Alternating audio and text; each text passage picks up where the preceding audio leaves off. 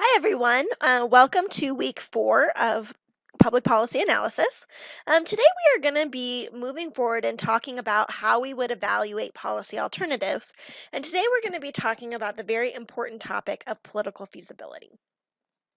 So, to get started, I want you to know that by the end of today, you should be able to do the following. You should be able to explain the concept of political feasibility. What is it and why is it important? You should be able to identify the political actors who play a part in feasibility. You should understand basic information about the Affordable Care Act, and you should be able to apply the concept of political feasibility to real-world policy alternatives.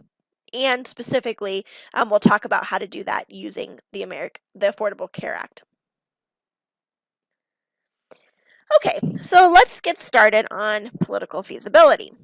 What are we talking about? So political feasibility is a concept that is relevant essentially for evaluating whether or not a policy option, not whether it's a good policy to address the problem, but whether it's a policy that's likely to get passed. And so if we think about this in sort of a more formal definition, we can think about it as whether a policy will be accepted and approved by the actors involved. Okay. And so what's challenging about developing public policy, being a policy professional, is that you can have the very best idea in the entire world, but if people don't support it, if you can't get it to pass politically, it doesn't matter that it's the best policy because it's not going to happen. And so policy analysts try to assess the likelihood or probability that a policy will pass, and they do that using political feasibility analysis. And so what political feasibility analysis does is essentially assess where actors are on these policy issues. You know, whether or not formal actors are in support, whether or not the public is in support, etc. And so we're going to talk a little bit about that today. So the first thing that we need to be able to identify is the policy environment. And we talked a little bit about this already when we talked about the multiple streams concept, and the concept that you have a political stream that exists at the same time that you have a policy or a problem stream. But to reiterate this, the first question that we want to be able to ask is, what is the policy's general domain? And so we can think about public policy as falling into some broad categories. For example, we can think about education policy, right? Now, this is a really broad category. It's a general domain. So you can have many different types of policies within that. So you might have everything from, whether or not we should provide school lunches for the poor children, to how we assess teacher performance, all under the same umbrella of education policy, okay? So that's the first place to start, though, because there are different actors in each policy domain, okay? So there are different people participating. And so the next question is, who are the formal parties involved in this type of policy and involved in this, both the general domain and then in a specific policy? So let's say that we were talking about something like providing school lunches to low-income students for, low or free or reduced lunch, okay? So if we were thinking about who's involved, we would want to think about formal actors. So who is involved on the education and the agriculture subcommittees in Congress, who is involved at the local level, including, as far as teachers and school administration goes, parents. Right? We'd want to think about all of the parties who are involved in this particular policy, as well as in the larger domain. And then we want to think about who the stakeholders are in a particular policy. So even though there are a wide number of people who are involved, formal parties that are involved, not everybody is going to really have a vested interest or be a stakeholder in a policy, right? So in the case of school lunches, the biggest stakeholders are obviously parents and the students who are going to receive those lunches, as well as any sort of the school district who's going to have to pay, or the government who's going to have to pay, right? But you might have education activists involved, you might have unions involved, you might have all different kinds of parties who are not necessarily stakeholders. So while you can have formal parties involved who are stakeholders. You can also have formal parties who are not stakeholders. And you can have stakeholders who are not involved. So, for example, children are not likely to be involved in the policy debate, and yet they are a stakeholder in that policy. Okay, so these are they are both independent and intertwined. The next thing you want to assess is the competing interests involved. And so we've talked a lot about this notion of competing interests, competing ideas of need, competing actual tangible needs, competing ideas of security, etc. But what makes something political are these competing interests, right? If we didn't have different people needing different things, then policy would be really easy, right? You would just give one person, you'd give people what they needed. It wouldn't be a political debate. Either you'd have the money or you wouldn't, and you'd move on. But it's these competing interests that create politics, and so they're really essential to look at. And to be able to assess whose interests are being met with this policy, whose are not, and the ways that we advantage or disadvantage groups. The next question is where there's likely to be ideological conflict. So something like providing lunch to students who can't afford it is a generally apolitical issue, right? There may be some sort of debate about how you should fund it or something like that, but the actual act itself of feeding hungry children is pretty difficult to argue against, and on both sides, we support the notion that yes, you feed hungry children. But when you think about things, most policy issues are not so neutral. Most policy issues have some sort of ideological, and by ideological I mean like liberal conservative, right? They have some kind of divide where one sort of ideology thinks one thing and another thinks the other thing. So if we think about this in terms of immigration policy, you might have conservatives who are more supportive of deportation and really strict laws about legality, and on the more liberal side you're more likely to have people who believe in amnesty laws and increasing access to citizenship for undocumented immigrants, etc. Right? So we've talked about this already, and actually every issue we've talked about so far: welfare, immigration, what we'll be talking about today in terms of Obamacare or the Affordable Care Act, the environmental policy, all of these things have ideological conflict. And we want to think about that because that is a source of not just conflict, but actually can stop a policy from moving forward. So you want to be able to assess where is it likely to have ideological conflict. And then finally, we want to think about what is the current political environment. And this means sort of all of those notions that we talked about in our last lecture on political stream, or about the policy streams, right? So in that political environment notion, we're talking about, where are we in the election cycle? What party dominates in the House? Who has control of the executive branch? What is public opinion like? What is the public mood, right? We want to be able to think about all of those things to be able to understand what the policy environment is likely to be like and where there are likely to be boundaries and barriers. Because remember that at this stage, we're just evaluating alternatives, right? What is the best alternative? And so at this point, we're trying to foresee barriers to getting policy passed.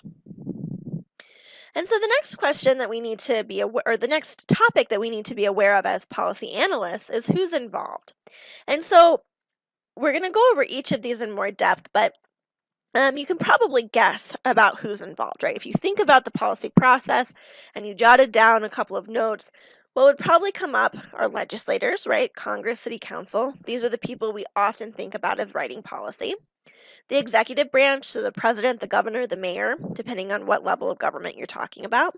The courts, interest groups, and the public, right? These are the primary actors involved in the policy process, and they each have a different sort of effect on the political side, the political feasibility. So legislators, at the federal and state level, we're talking about the House and Senate, and at the local level, we're talking about City Council. And so these are people who write and pass legislation, and they're typically organized into committees and subcommittees that focus on specific policy areas.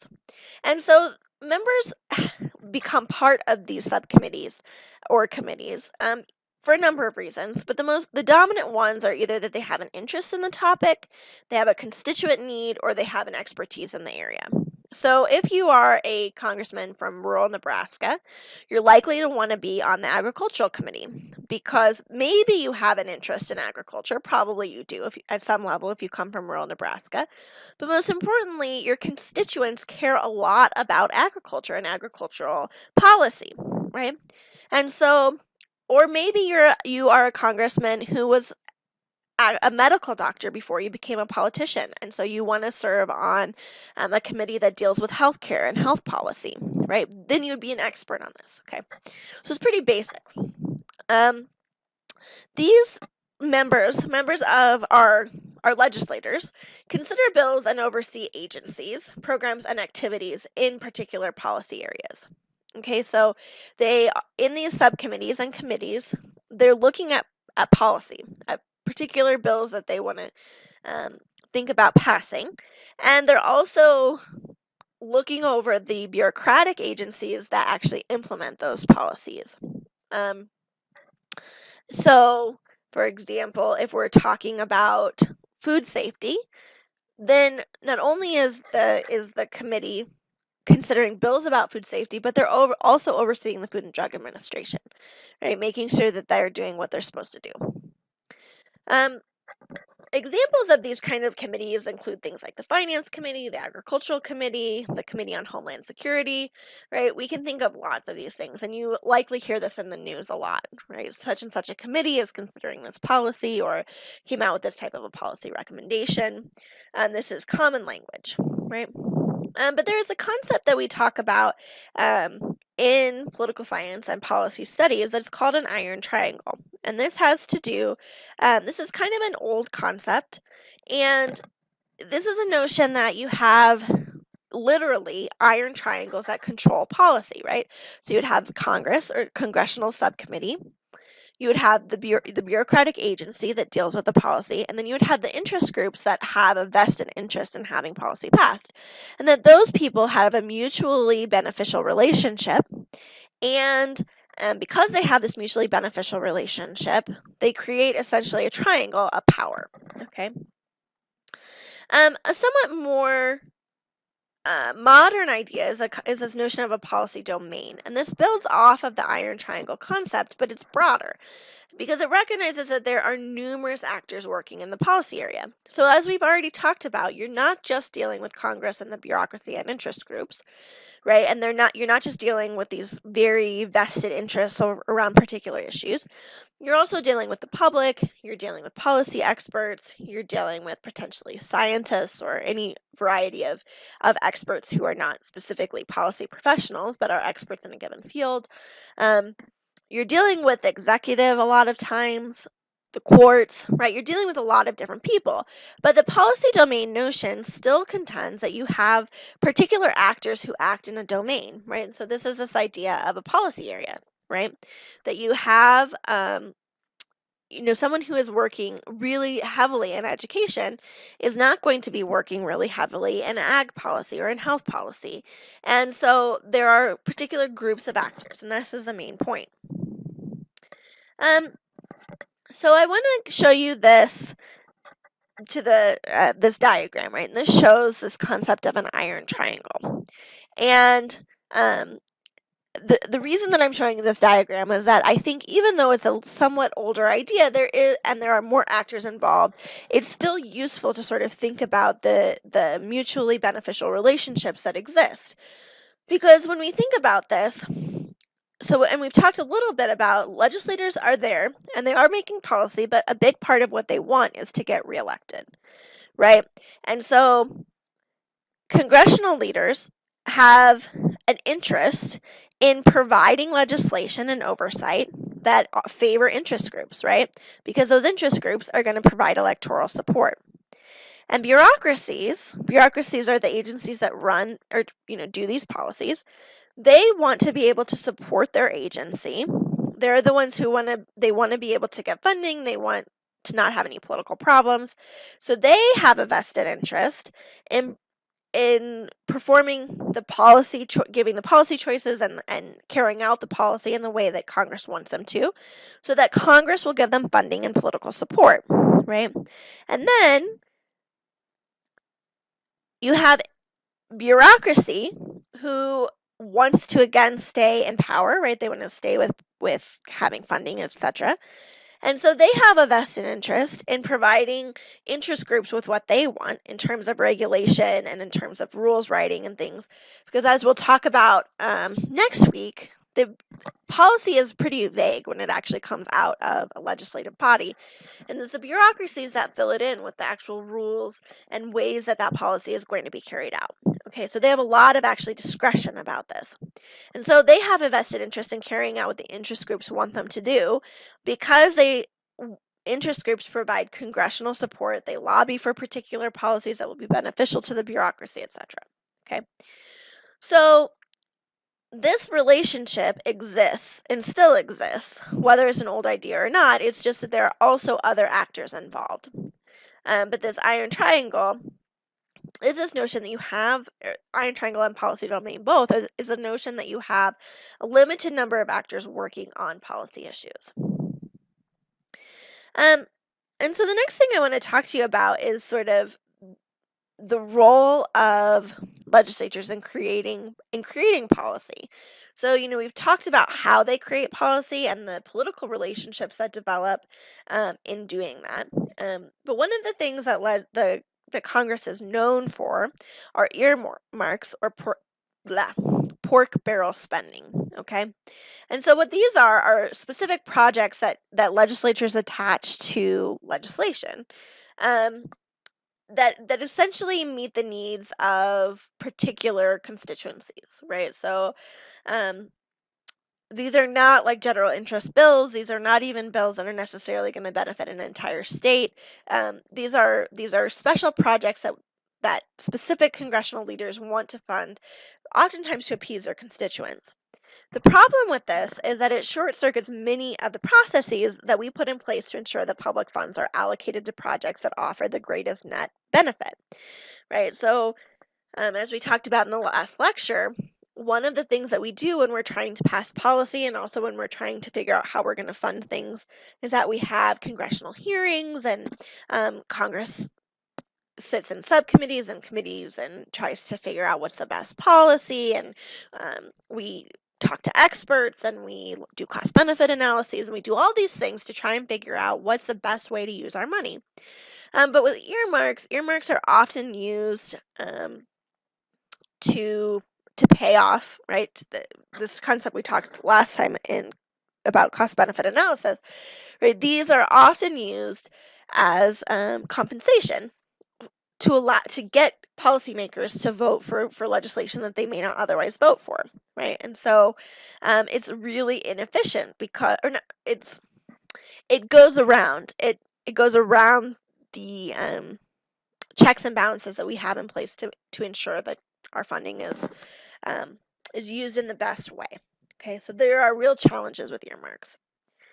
At the same time, most people are really, really against earmarks or pork barrel spending when it's in someone else's community, right? When it's in your own community, when you're getting the extra road funding or you're getting some federal money for a new performing arts center or something like that, or a new bridge that you wanted, or a new road or what have you.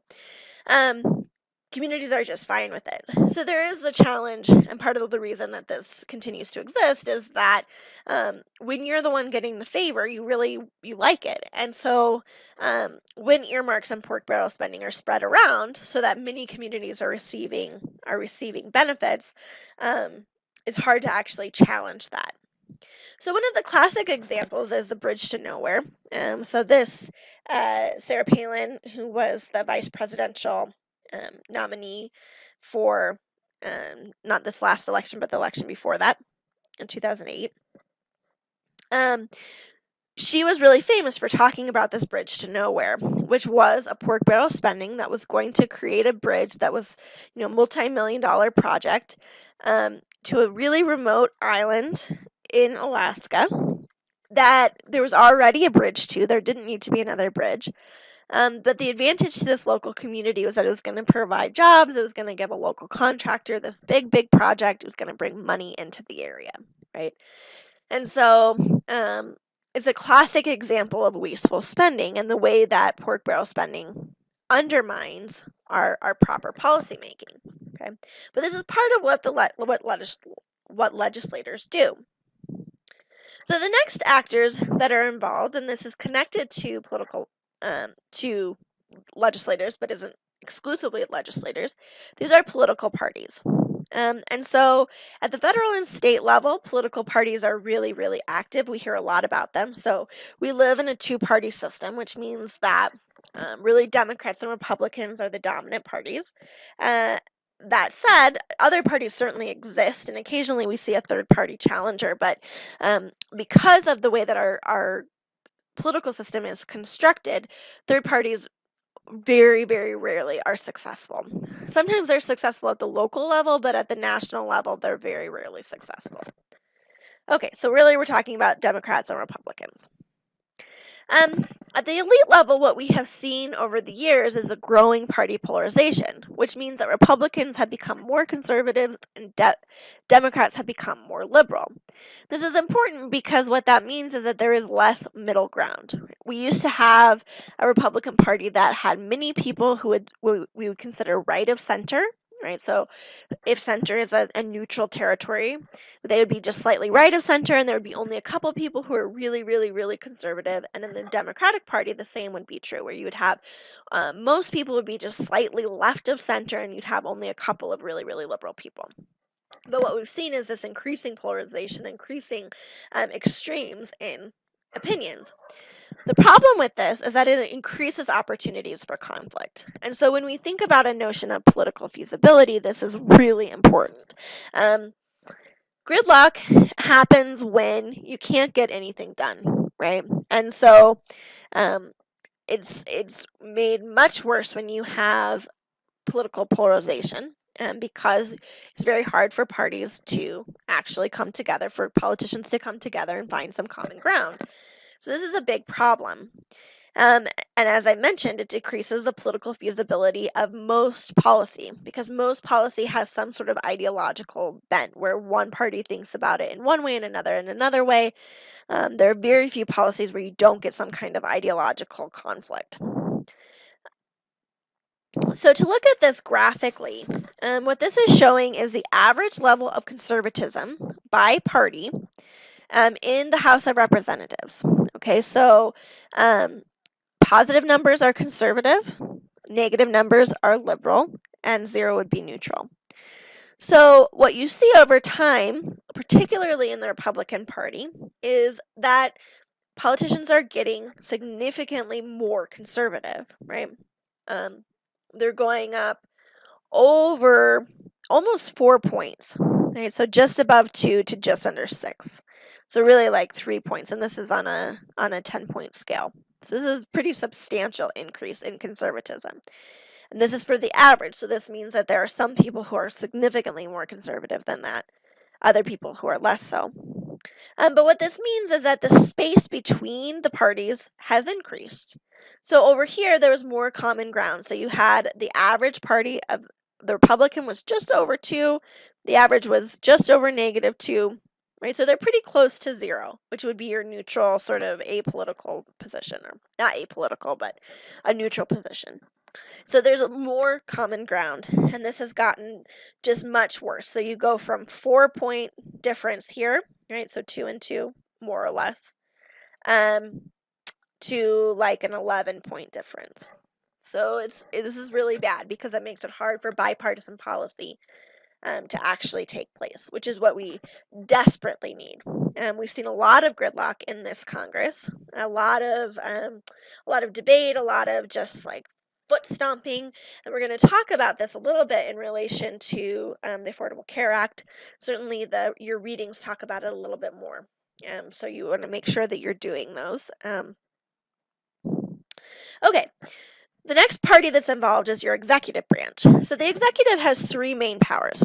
The first is agenda setting, and this is a notion that the president has the ability to come out and say, this is what I think that we need to be doing. So if you think about an agenda, in terms of a meeting, if you've ever been in a meeting and someone handed out an agenda or said the agenda for today is da da da da da, right? What they're doing is saying, well, this is what we're going to do today in our meeting, or this is what we're going to do today in the class, right? And they outline what they're going to do. So it's the same principle when we're talking about the political or policy world. And what the executive does is they come out and they say, well, this is what I would like to do in my term or in this year or in this quarter or whatever time frame it is that they're speaking to. And so the State of the Union address in terms of the president is classically when the president lays out their primary agenda and what they want, not only what they want themselves to focus on, but what they would like Congress to focus on as well in terms of policy initiatives. Right, so that's the first thing, that their first power. And this is powerful because what they're doing is focusing the public attention on particular things that they think are important. Okay, and increased public attention is also likely to lead to increased political attention, increased legislative attention. Okay, so that's their first. Power. The next power is the bully pulpit, which is the notion that the executive can get up in front of the public and persuade them or push them into a particular view on the topic, right? And so if we think about the derogatory term of a bully, right, a schoolyard bully is someone who pushes you around. And you can back off that sort of derogatory notion, but continue to maintain that same definition, right? Someone who pushes you into a particular way of behaving. And that's what the executive can do. They can come out and they can say, look, I think in the case of Obama, Affordable Care Act is really important, and I think that this is why, and I'm going to talk to you over and over and over again about why you should think this also. Okay. And again, this is a power because very few people have that kind of ability to have the public's ear and to persuade and to talk and to give speeches about why you should believe something, to lay out evidence, right? You don't ever hear, or very, very rarely do you hear of a congressional leader having a primetime slot to give a speech to the public, to tell them what they should think. No, that doesn't happen, right? You don't even, Oprah maybe was the last person who had really this massive public ear. Okay, but this is incredibly important. And the final thing is veto power. And so the executive has the ability to say to Congress, look, I'm not going to pass your legislation. So even if you have a Congress that's entirely one party. So let's pretend like in our current environment that Republicans dominated the Senate as well. So that you would have a Republican Senate and a Republican Congress, but a Democratic president. Let's pretend like that's what was happening. That's actually what did happen in the end of Bill Clinton's term.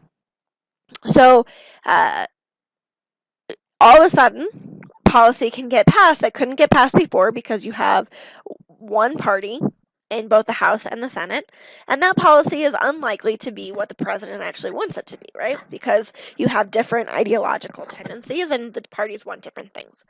So the president has the ability to veto legislation. And so in terms of political feasibility, if you're passing a policy or trying to pass a policy that is likely to be popular in Congress but is likely to be vetoed by the executive, that's a big problem, right?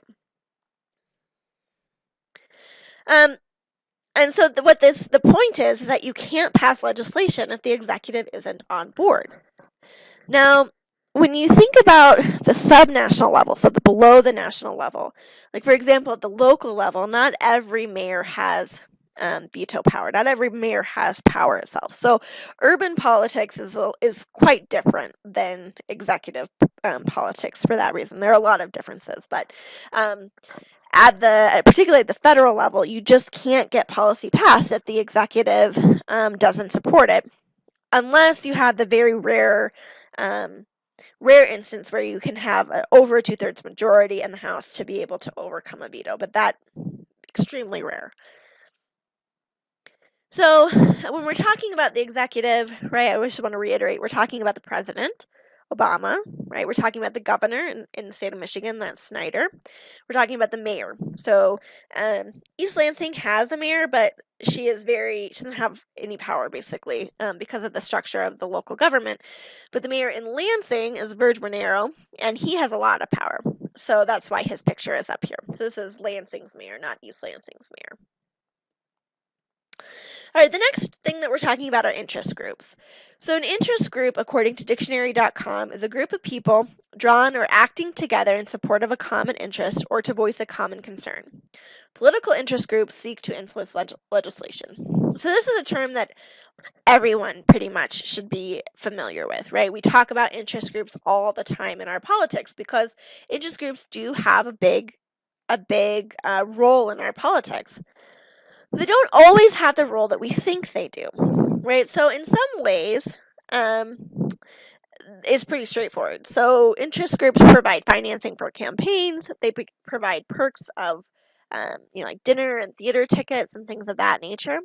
But the more important thing that they provide, and this is something that I think gets lost a lot in the media or in our popular conceptions of interest groups, is that they provide research and resources. So what interest groups do is become an extension of a legislator's staff. So a legislator personally has extremely limited time, extremely limited resources to be able to know what policy they should pass, let alone what policy is actually on the floor that they should vote on one way or the other, right? So they have really limited resources. They do have a staff, but that staff also is limited. They can't be experts in every topic or in every field, and typically they're focusing on whatever it is a legislator cares the most about. And so what these groups do is that they come in and they're able to act as extensions of the staff. They're able to go out and do the research. They're able to write policy briefs. They're able to go out and do the interviews that need to be done, make the policy recommendations, write and say, this is all you need to do is kind of tinker with this policy, this base policy we've already given you. And this is very, very important because time is invaluable, right? And so because interest groups do so much for legislators, right? This financing, the electoral support in terms of rallying voters through research and resources, legislators have an incentive to pass policy that's favorable to that group so that the group continues to give them the perks that they need. And so groups can include all sorts of things. So you have corporate interests like Walmart, you have professional organizations like the American Medical Association, you have civil rights organizations like the NAACP, you have unions like the National Education Association, you have nonprofit or activist organizations, advocacy organizations like Greenpeace, who is an environmental activist. And so each of these groups sort of has different things to offer. One of the largest,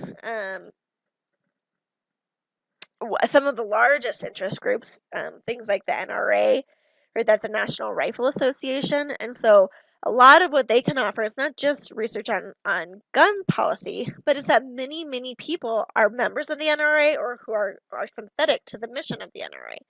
So what they can provide is electoral support, right? They can round up the voters and get them out on election day.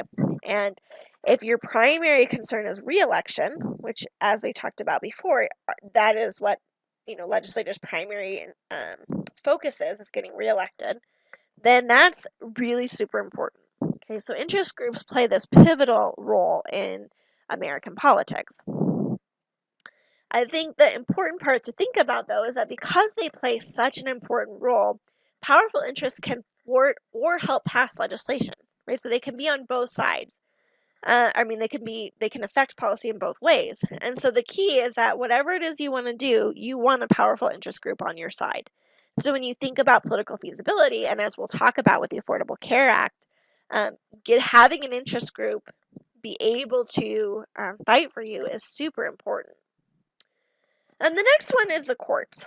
And so the reality is that the courts are not supposed to be involved in policy in terms of actually making policy, but they rule on the legality and constitutionality of policy. And they typically do that because every time that we pass a policy, as we've talked about before, there are winners and there are losers. And oftentimes the losers challenge the policy in the courts, right? They go to the courts and they say, look, I don't think that this is consistent with our constitutional or with our constitution. I don't think this is legal. I don't think this is right. Okay. And so um the purpose of the courts is to rule on that. Right? And we have the notion that the court should be objective, they should be impartial. They should just simply look at the Constitution and make a decision. But many people believe that the courts are political and that judges make decisions based on their own ideology. Right? So one of the sort of catchphrases from the right side of the ideological spectrum is that about activist judges, right? Activist judges making policy from the bench. And the challenge is that nobody is 100% impartial. And the Constitution is not black and white. That we have literally thousands of constitutional scholars who interpret the Constitution in different ways. And so whether or not somebody is making, a judge is making a call from their own personal ideology or not, they can frame it in terms of a constitutional interpretation. And so it's really difficult to tease out what is a purely legal ruling and what is a ruling that's influenced by ideology. This notion of judicial activism, though, is I think it's really important to think through this, okay? So on the left, you have a political cartoon. This is a classic, like, far-right cartoon. Right? Down with activist judges, overturning the will of the people. So out with Obamacare. And this was created as a political cartoon when the Obamacare debate was really hot. Okay, but on the right, you have sort of the less response to this. So on the top, it says, as a staunch conservative, I believe in reining in the role of activist judges, right? So this is what they're saying in the public, except in this one little case. And so because the way that they challenged Obamacare was to go to the courts and challenge the constitutionality, right? And so what they were saying is, oh, in our case, we want you to be activist in that this was this was the will of the people in terms of the legislators have already passed this. And so in the same way that overruling, for example, policy that makes gay marriage illegal, right? What happens in the court is that the court says, look, this isn't right. This policy that the people accepted and passed is not constitutional.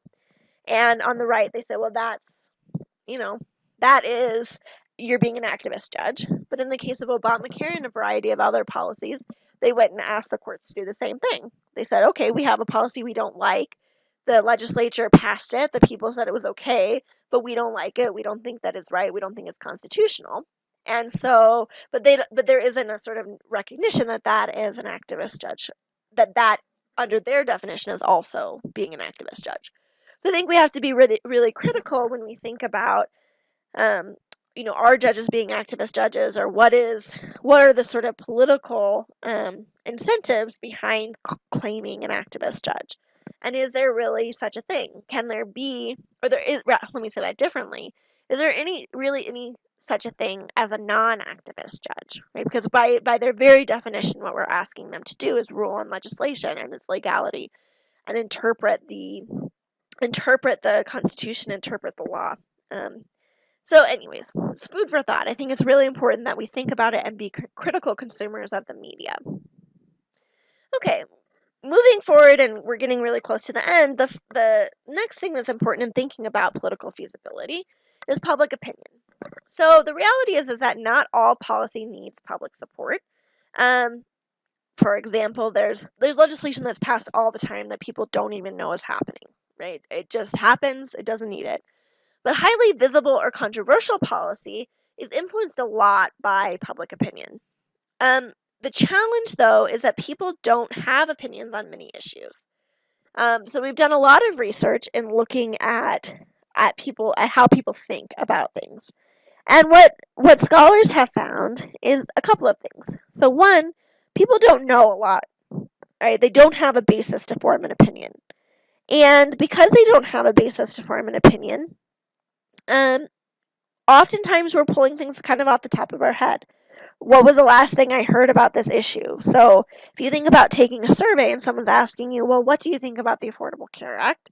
Um, and you're like, oh, I don't even know what the Affordable Care Act is really, but the last thing that I heard about it was that it's no good, right? So you say, well, I don't want to look like an idiot, so I'm just going to tell this pollster that it's no good, right? And so that's that happens a lot in polling, and it happens a lot in opinions. But the flip side is that people um, have opinions that they feel very strongly about, but actually don't have the knowledge base to form those opinions, right? So maybe they think that fracking is wrong and they're protesting fracking, or they say, if you ask them, they'll say, oh, I don't agree with fracking. But they don't really understand what fracking is or what it would mean or how it affects our economy or any of these complex issues. So there are these sort of two things that are happening. And so the one thing is that policy is very complex and people have, unless you're an expert on something, you really have a very limited basis to form an opinion. And so oftentimes people are making opinions or forming opinions without being educated fully on the topic. And then on the flip side, many people don't even have opinions on issues, but just say something, right? And what this creates a big challenge though. And so on the one hand, it's hard because politicians, they want to be doing what the people want them to do, right? That's part of being a politician, is carrying out the will of the people, right? You're hired essentially to represent the people. And so elected officials do look at public opinion, and they're trying to figure out whether their constituents would support a particular policy or not. And so it's challenging when we don't know really what the public thinks. But it's also challenging when the public does have strong opinions. It's difficult for legislators to balance competing needs, because sometimes the public wants you to do one thing, but the best long-term choice is something entirely different, right? So, maybe taxes are actually a really good example of this. So, nobody wants to increase their taxes, period, right? Um, but sometimes it's necessary. Sometimes it's necessary to increase taxes for the long-term economic conditions and fiscal well-being of a community, right? And so elected officials have this really tricky line to walk where they're saying, okay, on the one hand, I'm supposed to do what's best for the community. On the other hand, I'm supposed to listen to what the community wants. But most importantly, I want to get reelected. And so if I pass this policy that they don't think they want, but they actually need, are they going to vote me out of office next time? Right. So this is it's a tight walk. Um, and so we have to consider this. We have to consider, when we're thinking about whether a policy is politically feasible, whether or not public opinion is supportive or not. And so, as we're going to talk about with Obamacare or the Affordable Care Act, you have public opinion that's really quite divided, right? It's pretty much 50-50 about support and oppose, and very little wiggle room. As of last summer, the end of last summer, the opinions were converging. So whatever differences there were, they were coming back together. But still, you have basically half the country says, yeah, it's good, half the country says, no, it's bad, right? So when we think about, was Obamacare politically feasible? Is it politically feasible in the future? Right? We need to think about, well, what does the public think about this? And the public has a lot of power in certain situations and not a lot of power in others. So the reality is that even though most people care very little about the policy that's happening, they don't know very much, there are always a few people who care a lot. And so these people oftentimes organize and hold demonstrations to be able to show their opinions. So they develop petitions, they write letters, they have protests, etc. And so at the bottom, we have a couple of different instances of this. So you have Occupy Wall Street, you have protests against Obamacare, you have protests against the Iraq War, You have protests against illegal immigrants, and again, in favor of keeping illegal immigrants out of the country. So you have these different demonstrations and variety of things. I'm sure that on the street you've been asked to sign a petition, an hour again, and if you haven't, you will in no time. Maybe someone's come around to your door and asked you to write a letter to a congressman, or you get on Facebook, you see a thing that says, "Oh, write a letter to your congressman about a particular policy that's happening, or sign a petition and tell your, congressional leaders." Okay, so these have varying effects. But geography matters a lot in terms of whether or not public outcry, public demonstrations have any influence. And so the smaller the geography, the more powerful individual people are. And so what this means is that at the local level in particular, activists, neighborhood groups, etc., can have a really big impact on what happens in cities. And a great example of this is locally or are locally undesirable land uses. So these are LULUs. So when we think about this, these are things like trash dumps, nuclear waste facilities, low-income housing, homeless shelters, chemical waste incinerators, all these things that people don't want in their community, right? Um, there's a phenomenon associated with this that we call "not in my backyard," which means that pretty much everyone recognizes that we need these things somewhere, and they really don't care where it goes so long as it's not in their community, right? But if everybody thinks that, well, just don't bring it to my community, then we have a problem, because where do we put these things? Um, and so figuring out where to put them is actually something of a science. And what we actually do as a nation, companies, governments, etc., do, is that they tend to target politically vulnerable areas, or politically unsophisticated communities, that are less equipped to actually protest it. Because what we see all over the country is that when communities get really organized and they begin to protest these LULUs, they're oftentimes successful in getting them shut down or getting them kept out of the community. Um, and so when trying to figure out where to cite them, the people who are trying to figure that out have a complete incentive to try and figure out where can we go that there isn't going to be protest. And unfortunately, the reality is that those communities tend to be low income. They tend to be poorly educated. They tend to be areas that already face a lot of social and economic problems. And so there's a concept that's called environmental justice, and this really deals with, what is the just thing to do, and when communities have disproportionate levels of bad things in their communities, highways and dumps and things like that, right? This sort of way of thinking says, well, that's unjust. Okay. And I talked to you a little bit about a community that I spent time in Anniston, Alabama, in the last lecture. And so this is a community that didn't have a lot of political power to fight the number of environmental LULUs that were going on, right? Toxic waste dumping, chemical waste incinerators, major industrial pollutants, etc. And so the challenge is that because communities that don't have a lot of money, a lot of education, a lot of political capital, because they aren't able to fight LULUs, they often get stuck with multiple bad things. So that maybe they have the highway running right through their community, and at the end of the street is the dump, and there's a homeless shelter, or housing projects in the middle of the community. Okay, so these are very often concentrated in low-income areas, because those communities can't protest. The wealthier communities have more resources to keep them out. So, and in terms of thinking about like if a new development project is politically feasible, you have to think about the local level whether or not they are likely. I'm not sure what just happened there.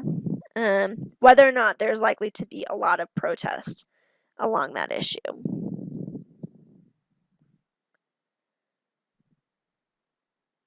So now that we've talked about all the things that can get in the way of political feasibility, how do we encourage political feasibility?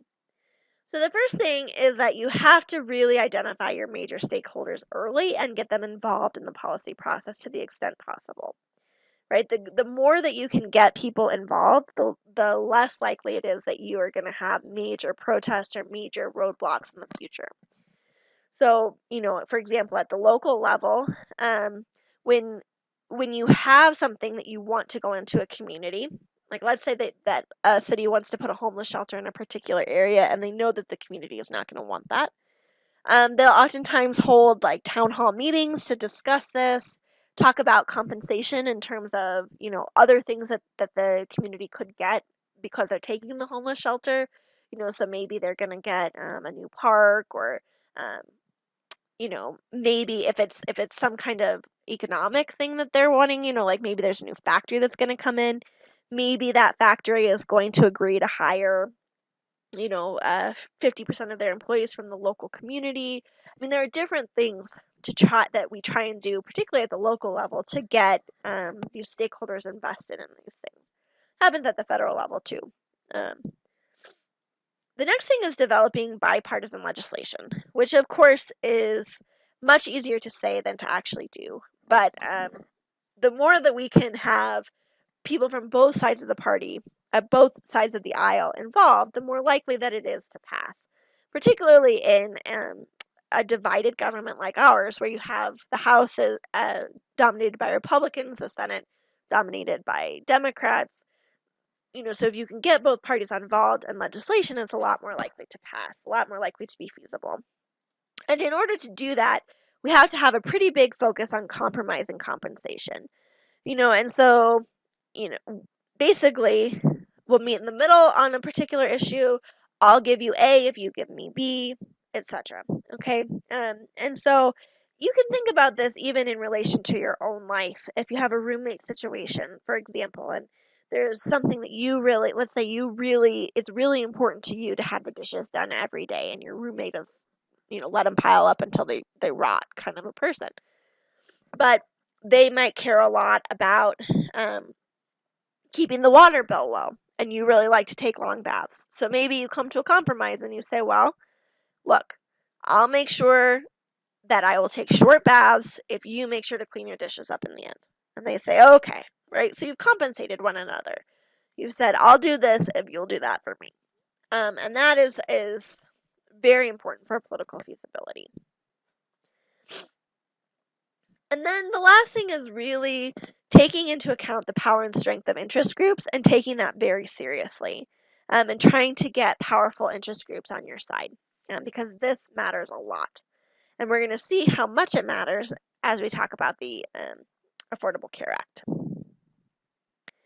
So what happens if something doesn't seem to be politically feasible? So a couple of options. One, legislation is reworked. Two, legislation is postponed, right? And what I mean by reworked is we try and look for compromises and compensation and ways to make the policy work. Legislation is postponed, so maybe we know the political environment is not right now, but it could be right in another, like for example, let's say there's something that needs to be passed that's somewhat controversial and it's an election year. So we know that it's not going to get passed because nobody wants to risk re-election over this issue. But in a year after election, people will not have that fear of not getting reelected. It won't be right in their faces, so it's a lot more likely to pass, right? So we might postpone that legislation. Sometimes legislation is just dropped altogether. We just say, look, this isn't going to happen. Like, this bill is dead, right? If any of you, I can't think of the name of that show. It's on Netflix. Geez, it'll come to me later. But there's a political show on Netflix, House of Cards. There we go. And so this really it lays out a lot of the sort of political workings and how a bill can just gets dropped. It just dies.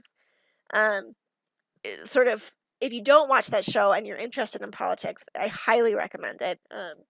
It's both entertaining and sort of depressing and enlightening all at once. And I listened to an interview with a politician where the interviewer asked, well, how accurate is House of Cards? And the guy said, well, I would say it's about 98% accurate, and the 2% that isn't accurate is that this major legislation they were working on got passed way too fast. That would have never happened in real life. So Anyways, sort of a side note, but I recommend that you watch it. Okay, so legislation gets dropped, or you may move forward with legislation anyway and hope that something changes or that you can get enough people on your side um, to actually have it work. Or maybe something what we've seen a lot in this administration because there has been so much gridlock. So you say, okay, look, this isn't politically feasible in Congress. So we're going to do this by executive order, which is a way that the president can. I should have put that actually as a power. The executive has the ability to independently write and enact legislation for under certain conditions. So let's look at this as this through the lens of the Affordable Care Act. And so I'm going to start by talking to you about a little bit of the history. So what are we talking about? Why did this ever even come up? And then we'll talk a little bit about the political feasibility. So you want to make sure that you have done the readings for this week, which talk about these issues in a lot greater depth in terms of the political side of things. And you will be responsible for that information on your test. Okay, so let's talk about what the U.S. health system was like prior to the ACA. So most of you guys are in your early 20s. And so chances are that you haven't ever had to deal with thinking about your own health care. You've either been on your parents' health insurance, maybe you haven't had health insurance, but your family kind of figured out how to provide you with health care. Maybe you have school health care. So if you don't have a lot of familiarity with this topic, you are not alone. Okay. But prior to the ACA, you had two options. Either you had health insurance or you didn't have health insurance. If you had health insurance, it was selective, which means that it's not universal, right? You're not guaranteed health insurance. You have to get it. Each individual may or may not have health insurance. If you are an average able-bodied person, you get insurance in two ways. Either through your employer, which means typically that you and your employer split your premium. So maybe if it's $600 a month, your employer would pay $400 and you would pay $200 or something like that. Or if you don't have employer, if you're not offered insurance through your employer, then you would have to get it on your own. It would be a personal plan and you would pay the full premium, which was very expensive. And you could be denied really easily for pre-existing conditions and all kinds of other things. If you're poor or disabled, you could be on Medicaid, and if you're old, over 65, you could be on Medicare. So those are publicly provided health insurance options. But if you didn't have health insurance, then you would need to pay for your health care out of pocket. And what that means is that a lot of people use the ER as their primary care doctor. So if you can't really afford to go to the doctor and your kid has, strep throat, then a lot of people end up waiting until it's really an issue, like it's really serious. So you're rushing them in because they have, some very serious strep infection, plus they have pneumonia and they're in the hospital. Or if you don't have money to pay for the doctor, a lot of people would go to the emergency room because they can't deny you service. Like they have to see you. That's part of the law. And so, whereas like the doctor's office, they don't have to see you if you can't pay. And so people would go to the emergency room and use these really, really expensive services for basic healthcare needs because they couldn't afford to get them anywhere else. Because this is the problem. It's also a problem because people with insurance have lower rates than people without insurance. And so the reason for this is that insurance companies have the power to negotiate a lower rate, right? So they say, look, we're going to have so many millions of people using these services, and so we are gonna pay you what it costs you, right? We're gonna pay you essentially for time and materials, and so they negotiate a rate with the provider, with the doctor's office, and that negotiated rate is what it costs the service provider to provide that service. In contrast, the service provider can charge someone who has not negotiated that rate whatever it is they want. They can tack on however much profit, quote unquote, they want to. And so that's exactly what would happen. So you go, it costs $85 to do your appointment. You have insurance. Your insurance gets billed $85. You don't have insurance, you walk in, it costs them $85 to do it, they charge you $225, right? And so people who are the least able to pay for those higher rates still had to get charged them. And what that has meant is that high rates make it so that people can't pay their bills, right? And so many people have gone bankrupt because of their healthcare costs. And to be fair, this was true with both people who have health insurance and those who don't have health insurance. Because there are a lot of also really poor health insurance plans. So plans that just did not provide adequate coverage. And so once people would meet their maximum, they would have to start paying for things out of pocket. So why did the government feel like they needed to intervene? Why not just let the private market fix itself or let people go without? And the answer to this is pretty complicated, but there are a couple of important statistics for thinking about this. Okay, so first of all, the US ranks 46th out of 48 countries. So these are our more developed countries.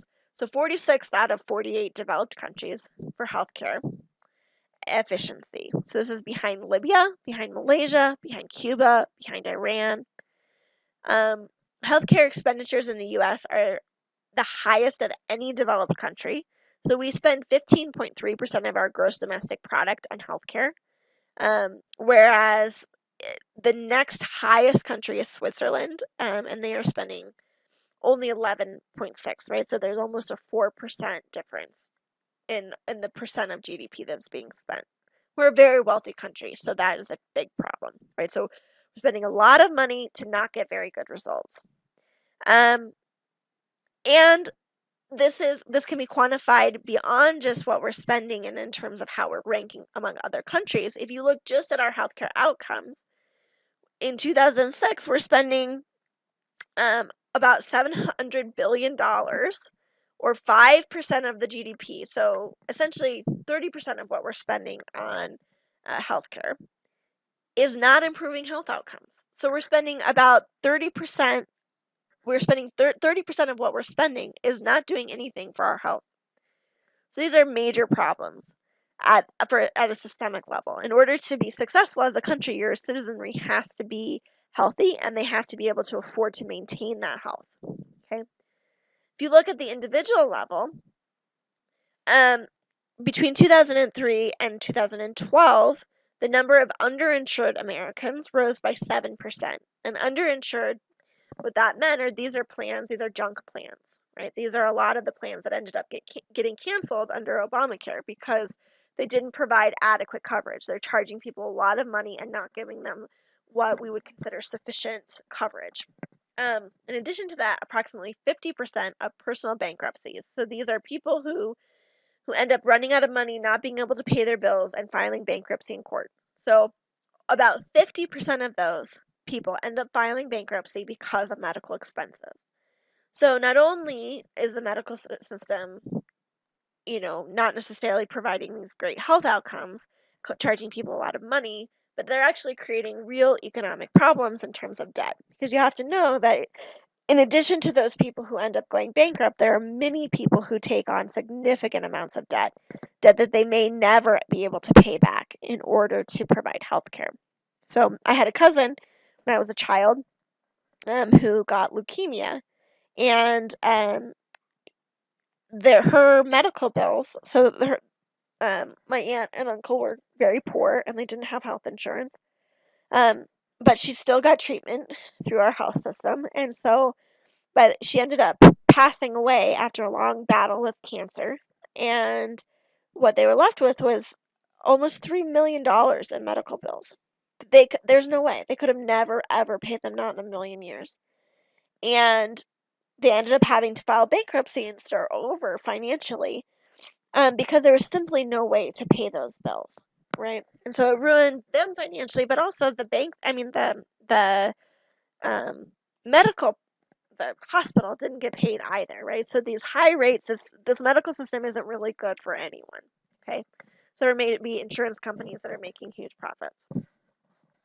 And finally, you have a poll that showed that 28% of middle income people, right? So these are just your middle class families, are having problems paying for healthcare or health insurance.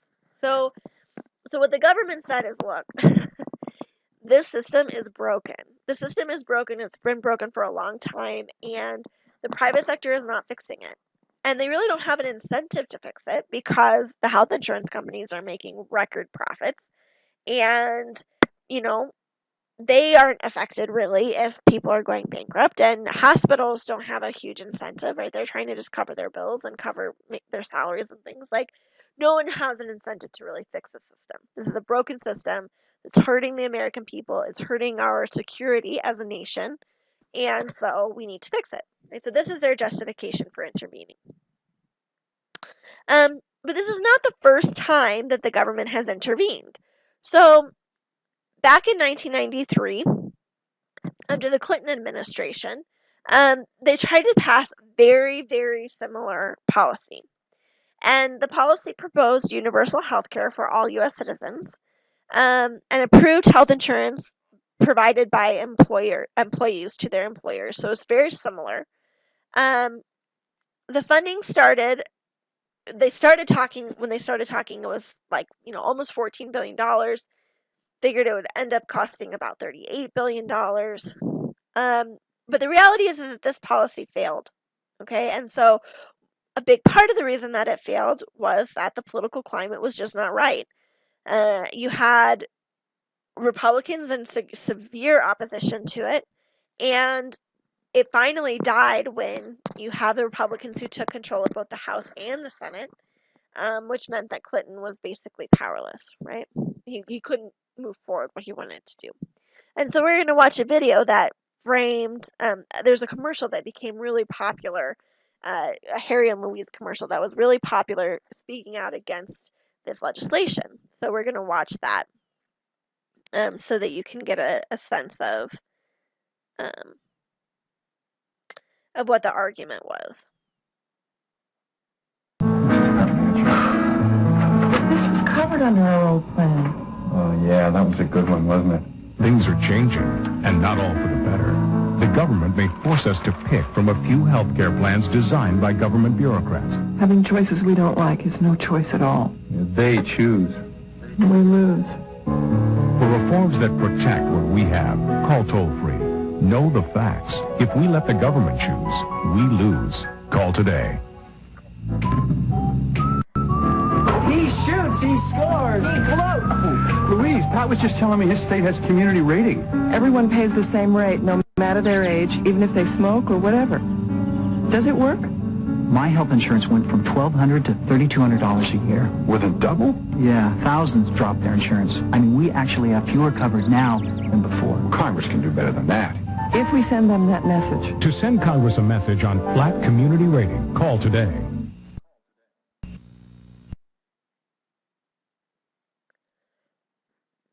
Okay, so what you see is just really substantial marketing and opposition to this. And in the end, the opposition won. Okay, the legislation failed. So now, fast forward almost 2 decades, and you have the American Care Act, or otherwise known as Obamacare. And so we're going to watch a little video that describes what the ACA is, in case you don't already know. For a lot of you, this will be review, but I think it's still important to make sure that you are, we're on the same page.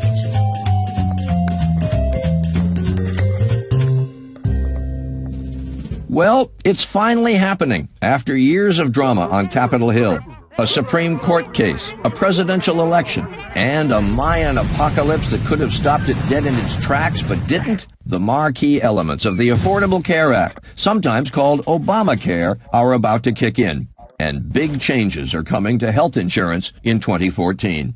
In the next few minutes, you'll get a pretty good lay of the land by once again watching your fellow Americans, the U-Tunes, find their way through the system. There are 4 main ways nearly all of us will experience health care once the health reform law goes fully into effect. About half of us will get insurance through our jobs, just like today. About a third will get covered by the government through Medicare and Medicaid. About 1 in 10 will buy insurance themselves. And unfortunately, another 30 million of us or so, just under 1 in 10, still may not have coverage at all. But let's begin in the workplace. Many Americans are already covered by their employers, and for them, not a whole lot will change. There will be some new advantages, though, like caps on how much you have to pay out of pocket, and free preventative care. The bigger changes are coming for those who work for larger companies but aren't covered now. That's because the government is going to require companies with 50 or more employees to cover full-time workers or pay a penalty. So, more workers may find themselves covered. Smaller employers won't face the same penalties for refusing to buy insurance, but they'll be encouraged to do so. The government will be setting up special marketplaces to make it easier for small employers to take the plunge. Some will be offered temporary tax breaks if they do, and unlike now, insurers can't inflate prices if some employees are sick. So, many of us will be getting covered at work. A lot of us will be covered with help from the government, just like today. Not much will change for seniors on Medicare. The law has already started helping with prescription drugs and better preventative care, and that will continue. Medicaid, on the other hand, is expanding to cover more of us, especially poor adults, many of whom aren't eligible today. If your income is low, Medicaid will cover you, most likely in a private insurance plan. But there's a catch. The Supreme Court ruled that governors and legislatures of each state should decide whether or not to be part of expanding Medicaid. In states that get on board, the feds will cover almost all the cost. But for those who don't, you may be left with the same options you have today if you're poor. So you'll want to check out your state's decision if you think you might qualify for Medicaid. Even with employer coverage and the expansion of Medicaid, a lot of us will still be left out. For those not covered or who find their work coverage too expensive, a new way to buy insurance on our own will be popping up everywhere. They're called health insurance marketplaces, though they may have a fancier name than that in your state. The health insurance marketplace is like a virtual insurance mega mall. Here you'll find private insurers competing for your business, and you'll be able to pick out how much coverage you want and how much you want to pay for it. From cheaper, high-deductible bronze plans to more expensive platinum plans. Still, all plans will cover a comprehensive set of services like hospital and doctor visits, maternity care, mental health care, and drugs. Most everything any of us need, at least when it comes to medical care.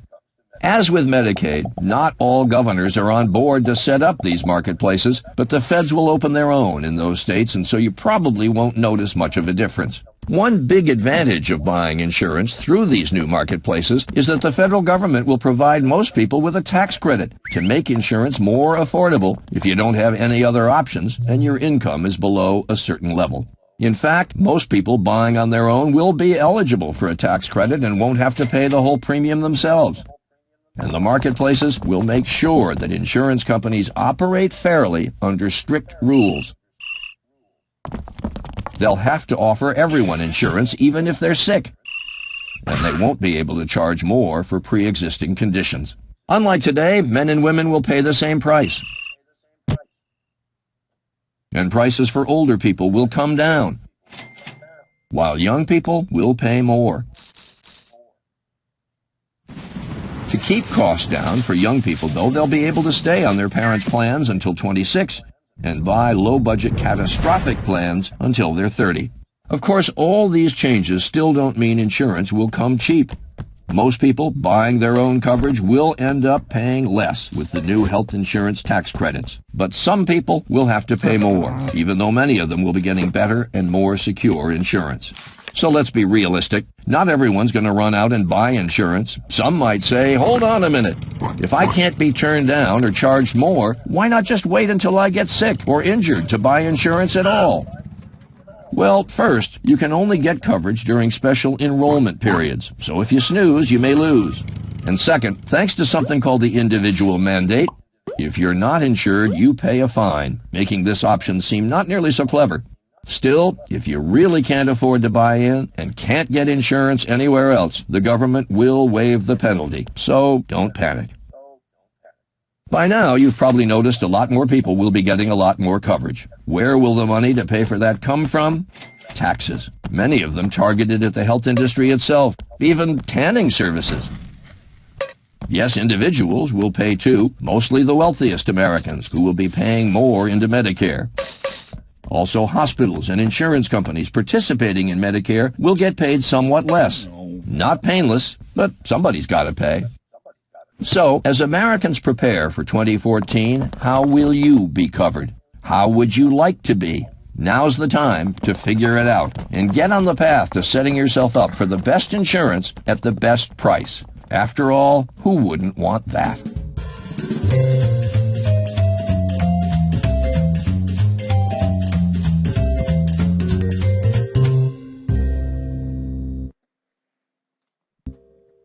All right, so that's the basics of what this policy or what the new legislation actually does, right? What it covers.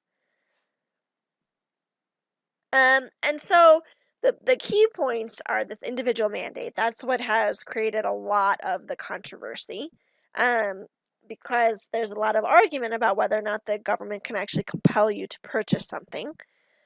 But the other big pieces are that it subsidizes health insurance for lower income people, it expands Medicaid in most states, and it creates marketplaces to buy insurance so that it's easier to promote competition and keep prices at a reasonable price. So with the Obamacare, with the American Affordable Care Act, um, this should say affordable. Sorry, that's. I'll just actually fix it right now. Don't. But you re-enter these same Harry and Louise characters. Okay, so here's the modern Harry and Louise commercial.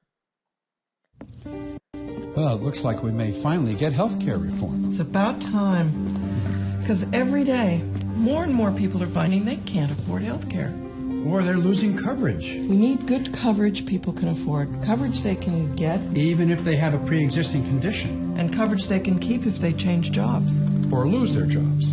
Sounds simple enough. A little more cooperation, a little less politics, and we can get the job done this time. Okay, so the political environment had really changed at this point, and the proponents of the policy actually, used that old commercial to acknowledge that it had been tried before, right? They're saying we can get it done this time, and to point out the merits of the policy. So, as we all know, the Affordable Care Act passed. The question is why? So there are a couple of really important things that help this political feasibility. The first is interest group support. So unlike in the past or in the previous time when you had really a lot of opposition from interest groups, this time you have major interest groups on board. You have the AARP, which is probably the largest interest group in the country. So these are representing senior citizens and, well, really anyone over the age of 55. So this is a huge constituent, very politically powerful, economically powerful group. The American Cancer Society, a lot of the major medical interest groups and professional organizations got on board. So you have a lot of people who have this sort of vested interest in, not a vested interest yet, but they had an interest in promoting the policy, right? They wanted it to pass. They got on board, they put their resources behind it. The next thing is public opinion. So even though not everyone was supportive of the Affordable Care Act as its own legislation, there is broad recognition that our existing medical system is broken and that it needs to be changed. And because of the economic side of things and the exorbitant costs, many people have come face to face with medical bills that they can't pay. And so that is there was a public mood that was completely ready for some kind of reform, whether or not it was the ACA or not. But probably the most important part is the party distribution. So the Democrats controlled Congress and the presidency. So this passed in Obama's first term, and we had a Democratic House, a Democratic Senate, a Democratic president. So even though there was widespread Republican opposition, in fact, no Republican voted for this policy. The Democrats were able to pass it anyway. They were able to pass it without Republican support, and so this is completely a case when we looked at that slide of what happens when things are not necessarily politically feasible, and that fourth option was we push through anyway. This is an exact example of that, because sort of from the surface, when you don't have any Republican support in Congress, we would think, well, this is not really politically feasible, right? But they were able to muster exactly the number of votes they needed to pass it. And of course, the president, this was his signature policy, so he's obviously on board. And so they were able to get it passed. And so there were these.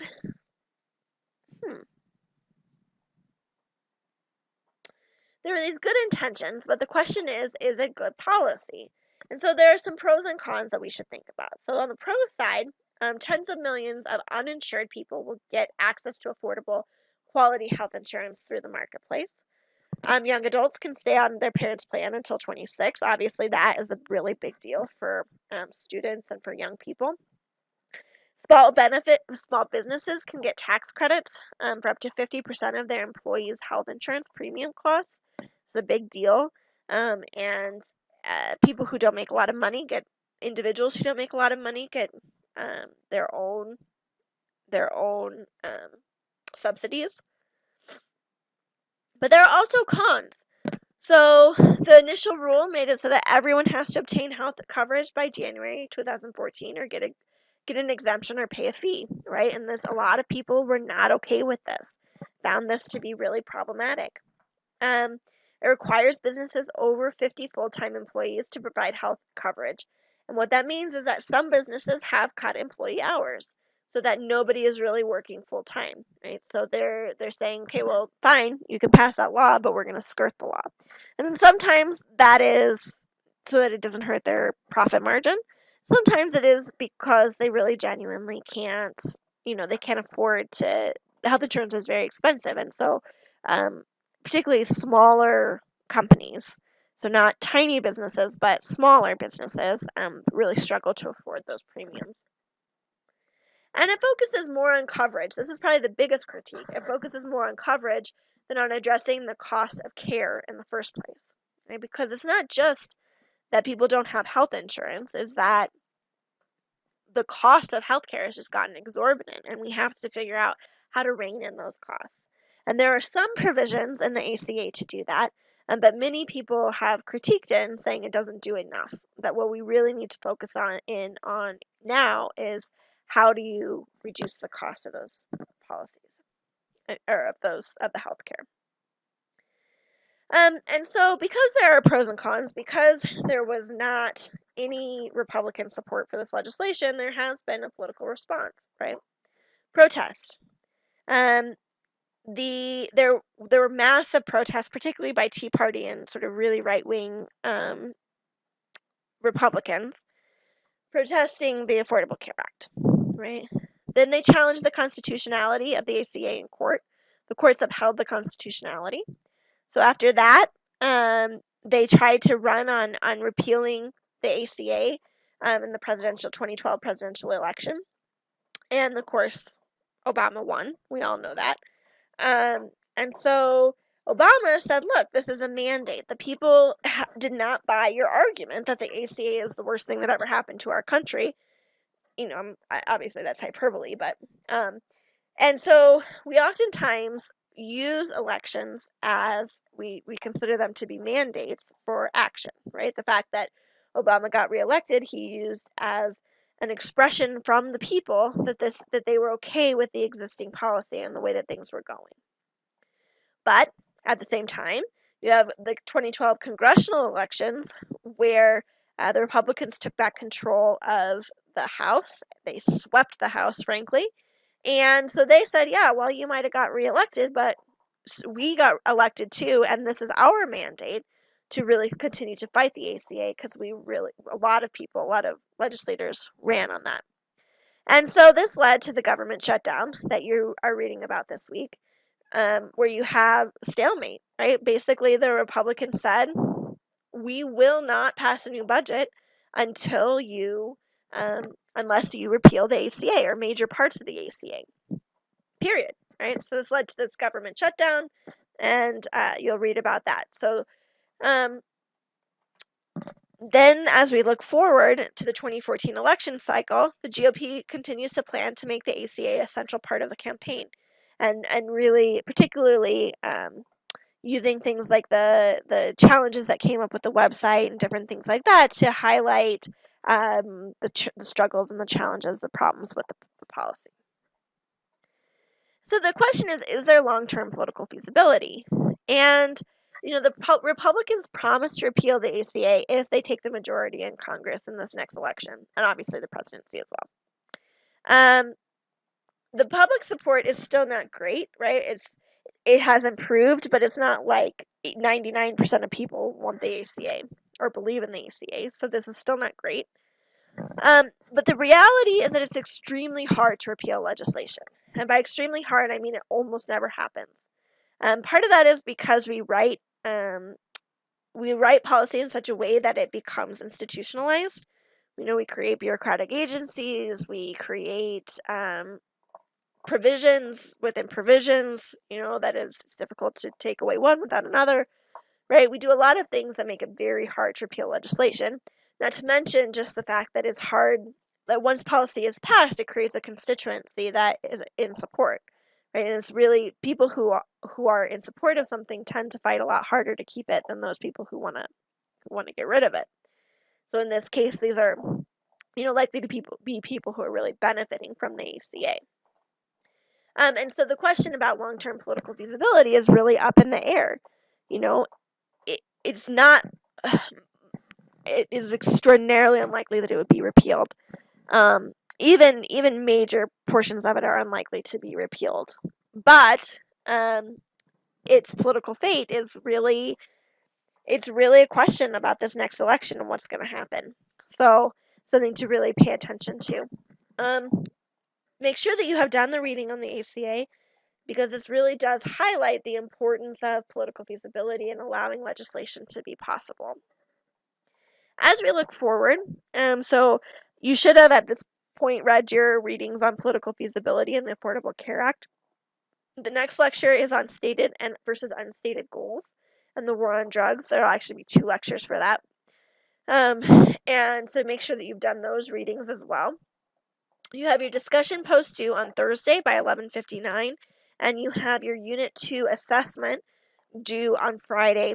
So that is just like the Unit 1 assessment, so it's open for 24 hours, but this time you will have 1.5 hours to complete the assessment. Finally, your response post is due on Sunday. So we are in our 4th week of class, means we have only 2.5 weeks left after this one. And so you need to be really making a lot of progress on your final projects. So I want to remind you that in addition to writing your policy brief or your policy memo, you also need to produce your infographic. So if you haven't begun looking for those things and designing that, looking for the graphics and designing your infographic, I would really highly recommend that you start. This is a project that is likely to sneak up on you if you don't get started. You may think, oh, it'll only take me a little bit of time, but you want to make sure you give yourself plenty of time so that you're not rushing at the end. Okay, as always, please email me or send questions that you have. As with the last time, I invite you to send questions that you have about the material by midnight on Wednesday for the test. So if you send them to me by midnight on Wednesday, first thing Thursday morning, I will post answers to those questions so that you are prepared to take your test on Thursday. Okay? And I'll send out an email that says that as well. So I hope you have a great week and that your summer is treating you well. Okay, I'll talk to you soon. Bye-bye.